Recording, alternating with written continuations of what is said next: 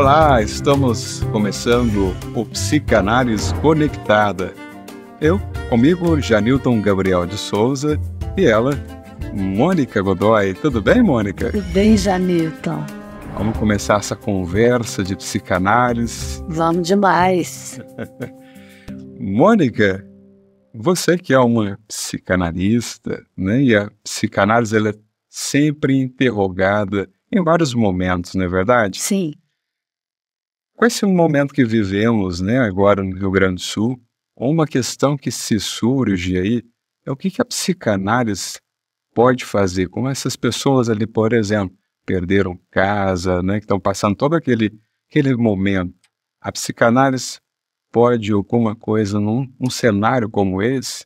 Claro que pode, Janilton. Outro dia a gente conversava sobre isso numa ouvidoria no Instituto Internacional de Psicanálise. Foi bem essa a provocação.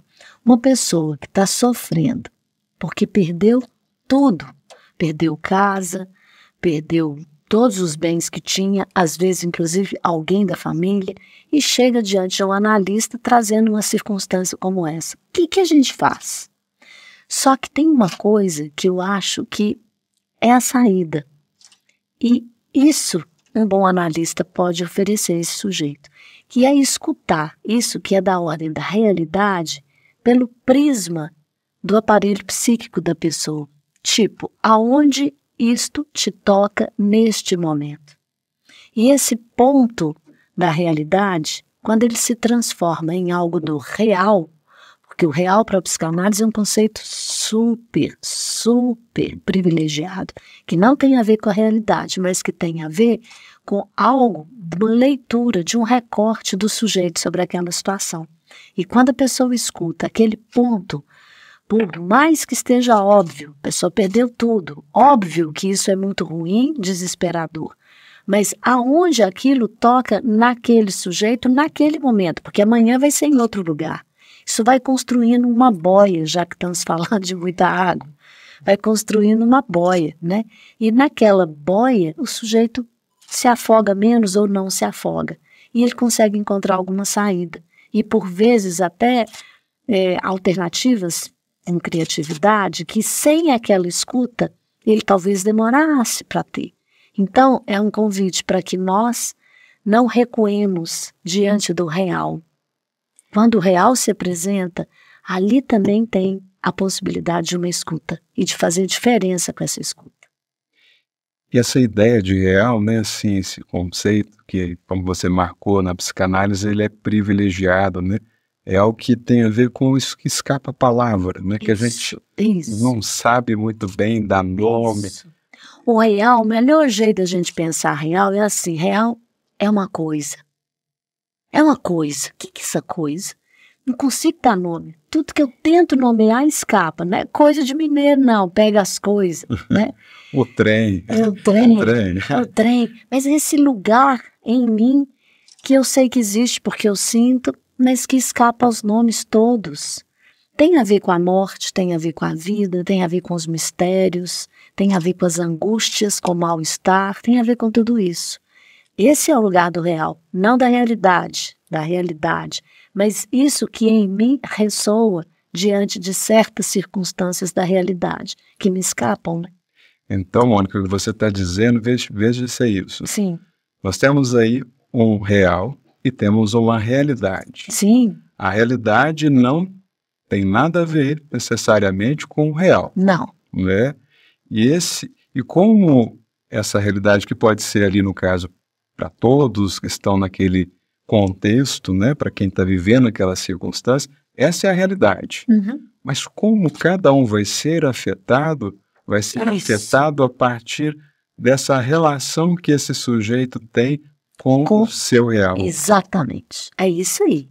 Então, diante de uma realidade, por mais difícil que seja, por exemplo, a tragédia no Rio Grande do Sul, cada sujeito interage com essa realidade a partir do seu real, do seu recorte. E esse lugar é o lugar que o psicanalista escuta e atua. Porque ao escutar é também estabelecer esse laço, né, com isso. Sim. Produzir um certo movimento, você dizia da boia. Isso. Um certo movimento ou um movimento certo. Vamos brincar assim com isso? Um movimento certo na direção de uma saída.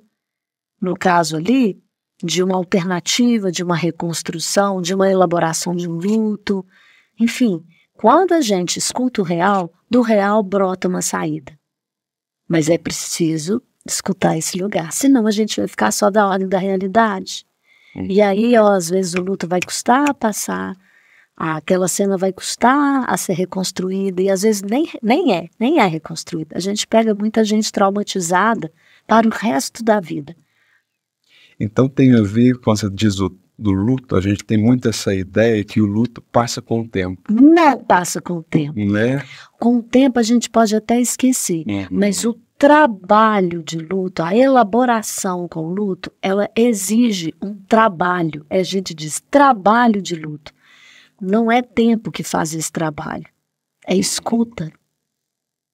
E aí, quando tem uma boa escuta e um bom psicanalista oferece isso, estou puxando a sardinha para o nosso lado, claro, estou falando desse lugar de psicanalista. Mas um bom analista, escutando esse trabalho, escutando esse sujeito em luto, pode acelerar esse trabalho. Então, escutando este trabalho que o luto pede, pode acelerar esse processo.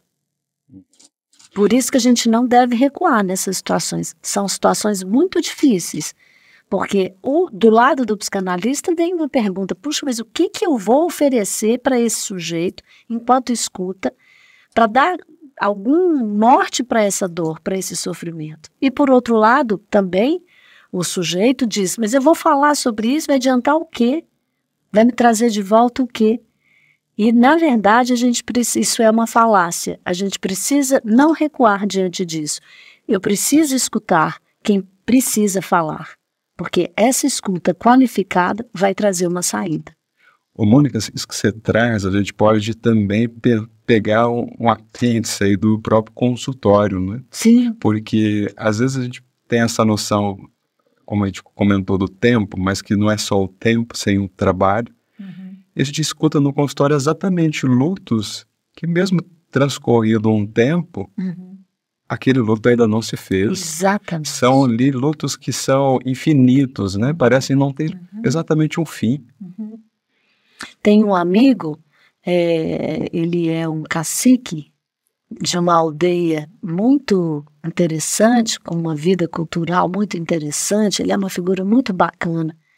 Ele é um bom representante dos povos originários hoje, a nível internacional, inclusive. E ele diz assim, no luto, o tempo para. E quando a gente faz um trabalho de luto, o tempo volta a andar. Não é bonito? Bonito demais. Eita, já, essa conversa foi boa. É boa demais, né? É mais então, né? É com o tempo de muito trabalho que a gente vai seguir. É assim? Isso aí. Bora lá que esse nosso tempo está muito exigente. A gente tem muito para fazer. É tempo de vida. Saúde para nós. Saúde para nós.